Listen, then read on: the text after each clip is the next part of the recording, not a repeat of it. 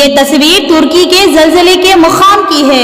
इस तस्वीर को देखकर दुनिया के तमाम लोगों को बुर्क़े की अहमियत के बारे में जान लेना चाहिए कि बुर्क़ा हिजाब की अहमियत एक मुसलमान औरत के पास क्या है, जो अल्लाह ताला से डरती है, जो अल्लाह ताला के हर हुक्म को मानना अपना फ़र्ज समझती है, जो जहन्नुम से डरती है, जो दोज़ख की आग से डरती है, जो अल्लाह के रसूल से मोहब्बत करती है, जो इस्लाम से मोहब्बत करती है, जो अल्लाह ताला से मोहब्बत करती है।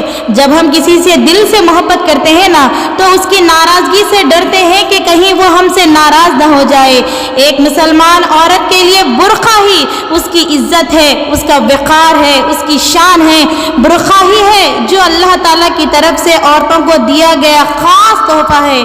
अब ये औरतों पर है कि उस तोहफ़े की कदर करके खुद को अनमोल हीरा बनाती है या बुर्क़ा ना पहनकर खुद को एक टिश्यू पेपर बनाती है।